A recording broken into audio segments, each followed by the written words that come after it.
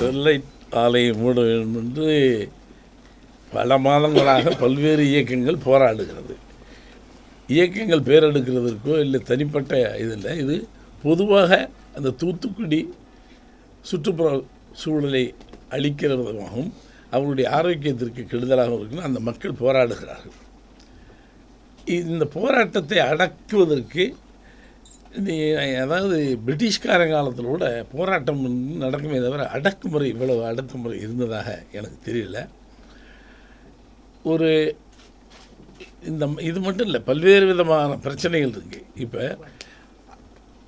இவ்வளவு இயக்கங்கள் போராடிட்டு இருக்கும்போது இன்றைக்கி அங்கே 144 உத்தரவு போட்டிருக்கேன், தடை உத்தரவு போட்டிருக்கீங்க.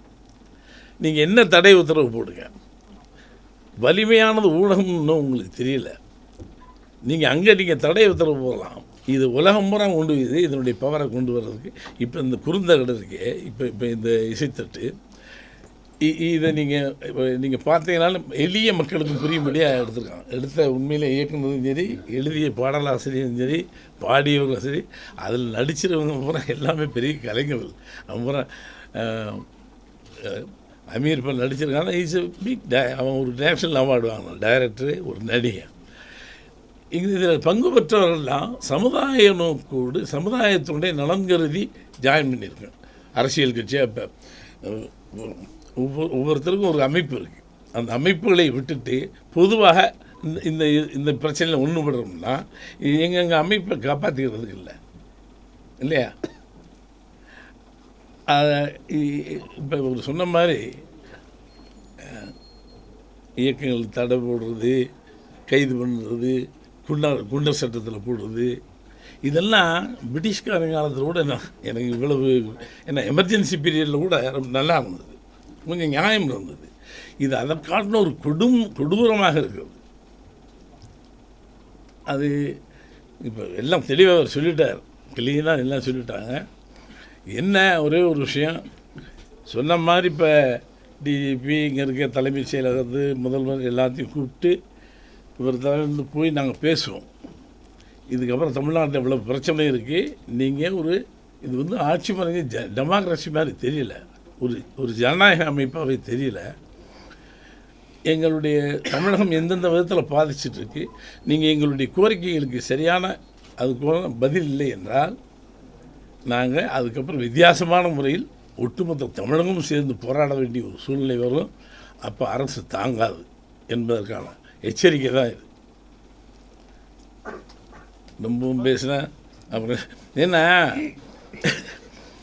இப்போ டிராஃபிக் ராமன் சொன்னார், 85 வயசில் என்னை கொண்டாங்க. ஐயா, உங்களை ஏன் பேச வைக்கிறோம்னா 25 வயசு பையங்களுக்கு உங்கள் உணர்வு வரணுங்கிறதுக்காக. ஏன்னா 85 வயசில் இவ்வளவு இதோட உறுதியோட ஒரு சமுதாய நோக்கு, ஒரு சமுதாய நலன் கருதி போராடிட்டு இருக்க ஒரு மனுஷன் இந்த வயசில் அவருக்கு என்ன benefit, what is going to get out of it? பாருங்கள், இந்த பையில் பாருங்கள் இவ்வளோ வச்சுருப்பார், இவ்வளோ முதலீடு. ஒரு வித்தியாசமான மனிதன், எல்லாருக்குமே இந்த இது வந்துடாது. டிராஃபிக் ராம உங்களையே இங்கே பேச வைக்கிறோம்னா இன்றைக்கி இருக்க அந்த 25 வயசு இளைஞனை திசை திருப்பதற்கு பல்வேறு விதமான முயற்சிகள் நடந்துகிட்ருக்கு. அது எப்படி சொல்கிறது இல்லை, அவனை திசை திருப்பதற்கு, இவனுடைய எழுச்சியை குறைப்பதற்கு, இன உணர்வை குறைப்பதற்கு, மொழி உணர்வை அளிப்பதற்கு பல விஷயங்கள் நடந்துட்டு சமீபகாலமாக திரைத்துறையிலே நடக்குது. என்னன்னா நீங்கள் பேசுனீங்கன்னா திசை மாறி போய்கிட்டு இருக்க எங்கள் இளைஞர்கள், தமிழர்கள், 25 வயசுக்காரனுக்கு உங்கள் உணர்வு வரணுங்கிறது தான் உங்களை பேச வச்சுருக்கணும். இப்போ அமெரிக்கா என்ன வந்தது, எங்களுக்கு என்ன வந்தது? நான் என்ன அரசியல் கட்சி சார்ந்தவனா? நம்ம மண்ணியா இது, நம்ம மக்கள். கடைகோடியில் கன்னியாகுமரியில் இருக்க ஒருத்தருக்கு சீர்ந்தா கூட எனக்கு வலிக்கும். ஏன்னா அவன் என் பிளட் ரிலேஷன். இந்த காற்று, இந்த மண், இந்த சுகத்தின் வளர்ந்துருக்கோம். இந்த பூமி அம்மாவுக்கு அப்புறம், அம்மா நம்மளுக்கு டெலிவரி கொடுத்தா அதுக்கப்புறம் இந்த பூமி தான் நம்மளை வளர்த்துச்சு தமிழ்நாடு.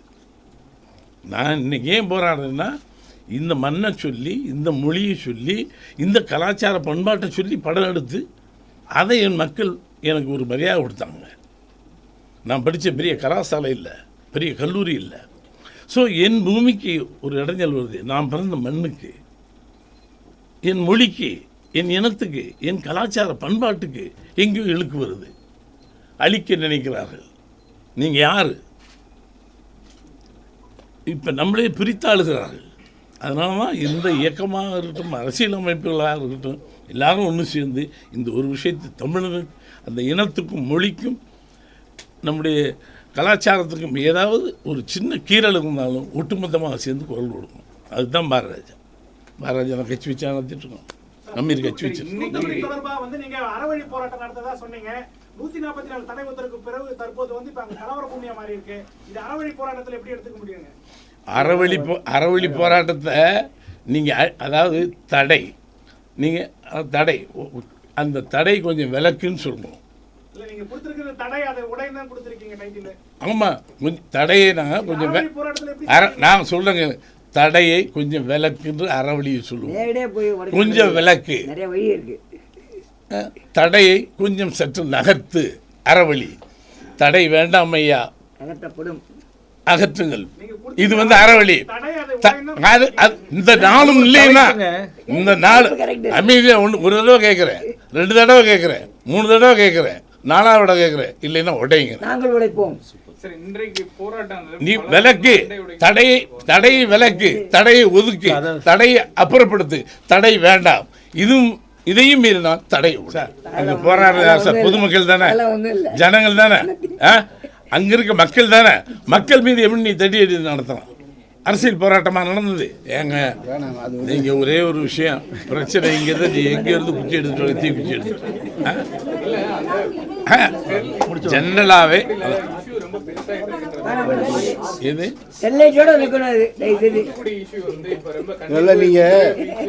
இது மட்டும் இல்லை சார்.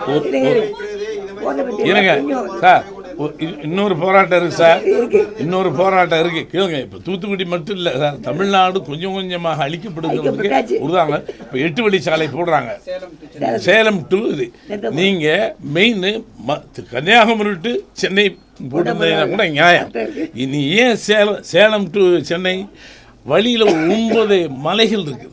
இந்த 9 மலையும் நீ குறைஞ்சீங்கன்னா உன்னை கேள்வி கேட்பான். இப்போ ரோடு போட போகிற 8 சாலை ரோடு போகிற நீ அழிக்க போகிற, எல்லாம் தாதுகளை நீங்கள் தூக்கிட்டு போக போகிறேன். இந்த செல்டேஜை காட்டு மோசம், அது கிரானைட் அள்ளிட்டு போக போகிறேன். இதுக்கு ஒரு மிகப்பெரிய போகிறேன். ஏன்னா அவங்க எவ்வளவு தெளிவாக இருக்காங்க இந்த இந்த தமிழ்நாட்டை அழிக்கிறதுல. வேறு ஒன்றும் கிடையாது. இயற்கை சூழல் அழிக்கிற, மொழி அழிக்கிற, பண்பாடு அழிக்கிற, அவனுக்கு சோறு கூட கிடைக்காது. ஏன்னா சோத்துக்கு பட்டினி இருக்கிறான். எங்கே டெல்டா பகுதியில் நீங்கள் பாருங்கள், படம் பார்த்தீங்கன்னா வறண்டு போயிடும். இன்னும் நான் ஓப்பனாக சொன்னேன், கை கழுவ தண்ணி இல்லைன்னு சொல்ல மாட்டேன், இது கூட தண்ணி இல்லை அங்கே. அப்படி இருக்கு. நீங்கள் பாருங்கள், விசுவலாக பார்த்தீங்கன்னா தெரியும். எங்கிட்ட நம்ம நிலத்தடி தண்ணியை உறிஞ்சி சாப்பிட்ருக்கோம், இங்கே வர்ற தண்ணியை குடிச்சிட்ருக்கோம். இன்னும் ஒரு 3 வருடம் 4 வருடம் கழிச்சு பூமி கேவலமாகிடுச்சு சார். தமிழ்நாடு சும்மா போராடிட்டு இருக்காங்க. அவங்க ஏதோ குறி வச்சு செய்கிறாங்க. இதில் சம் எய்ம். ஏன்னா கனிம வளம் ஜாஸ்தி. நீங்கள் போனீங்கன்னா அந்த ரோடு பூரா பார்த்தீங்கன்னா ஒரு 9, 10, 12 மலைகள் இருக்குது, சின்ன சின்ன குண்டு, பியூட்டிஃபுல். அதை பூரா உடைக்கிற. அப்போ என்ன ஆகும்?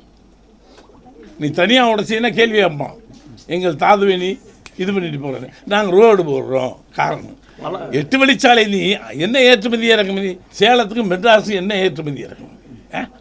நீ போடு மெயின் ரோடு, மதுரை ரோட்டு போடு, கன்னியாகுமரி ரோட்டு போடு, மெயின் ரோட்டு இப்போ போட்டுருக்கீங்களா 4 வழிச்சாலை. அவங்க 8 வழிச்சாலை ஆக்கியிருந்தா கூட ஏதோ நியாயம் இருக்குது போட்டுக்குன்னு நினைப்போம்.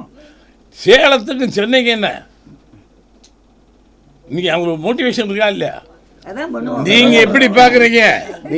நீங்க எப்படி பாக்குறீங்க? பத்திரிகையில் நீங்க சொல்லுங்க. நாங்க சொன்ன ஒரு சார்ந்து சொல்ற மாதிரி நாளைக்கு வேல்முருகன் இங்க சென்னையில் இருக்கார். இப்பயோ சம்பந்தப்பட்ட எங்கேயோ ஒரு 2 தோழர்களுக்குள்ள சின்ன வாக்குவாதம் வந்துருச்சு, எங்கேயோ செங்கல்பட்டுலையோ எங்கேயோ. அதில் தொண்டர்கள் கொஞ்சம் உணர்ச்சி வசப்பட்டிருப்பான், இவன் உணர்ச்சி வசப்பட்டிருப்பான், இவன் 6 பேர் அரெஸ்ட் பண்ண, அவனை 6 பேர் அரெஸ்ட் பண்ணுற. ரைட்டு. இவர் இங்கே உட்காந்துருக்காரு, இவர் மேலே எதுக்கு வழக்கு போடுற? இப்போ வைகோ போய் திருச்சியில் இறங்கினார். வைகோ போராட்டம் நடத்துகிற தலைமை எல்லாரும் மேலே வழக்கு போடுவாங்களா? ஒன்றும் இல்லை, ஒரு சின்ன விஷயம் பாருங்க. முந்தான நாளுக்கு முதல் நாள் நான் சீமானு ஏற்படுது, நான் கோயம்புத்தூர் போகிறேன், அவன் திருச்சி போகிறான். வேறு ஒரு விஷயம் இருக்கா, திருச்சிக்கு அதே ஃப்ளைட்டில் வைகோவும் போகிறார். வைகோ இறங்கி போனால் இவரை பார்க்காம போயிட்டாங்க. 2 பேரும் வித்தியாசமான இருக்கும்போது இவர் கொஞ்சம் நின்று போகிறான், ஃபோட்டோ எடுத்துகிட்டு போகலான்னு. வெளியில் இவர் தொண்டருக்குள்ளே சின்ன கலகம் ஆகிருக்கு, அதுக்குள்ளே ஏதோ முடிச்சுட்டு போயிட்டாங்க. இதுக்கப்புறம் வெளியில் வந்து விசாரிக்கிறான் சீமா, இன்னும் என்ன நடந்ததுன்னு. இது மாதிரி ரொம்ப 4 தொண்டருக்குள்ளே கையிழப்பு நடந்து போச்சு அப்படின்னு. சரி அதெல்லாம் கொஞ்சம் ஒழுங்கு மரியாதை போயிடுதுன்னு விலக்கி விட்டுட்டு இவன் போயிடலாம். இப்போ அந்த இடத்துல இல்லாத சீமான் மேலே குண்டர் சட்டம் போட்டு நீ கைது பண்ணணுங்கிற. அப்போ வைகோ போனாரே, அவரையும் கைது பண்ணுவியா? இந்த இந்த இந்த இந்த இந்த குளறுபடியில் சம்மந்தப்படாமல் அவன் எங்கேயோ இருக்கா, அவர் எங்கேயோ இருக்கார். நீ என்ன பண்ணுற? சீமான் மேலே இந்த 4 நாள் போட்டு ராத்திரி பகலை தேடிட்டு இருக்க. இந்த வலிமையான சக்திகளை எல்லாம் ஏதாவது ஒரு இது போட்டு அடக்கணுங்கிறது தெரியுதுல்ல. நான் வேல்முருகனோட உட்காந்துருக்கேன். நாளைக்கு வேல்முருகன் இங்கே கட்சியாக உட்காரலையே, தமிழனாக உட்காந்துருக்கேன்.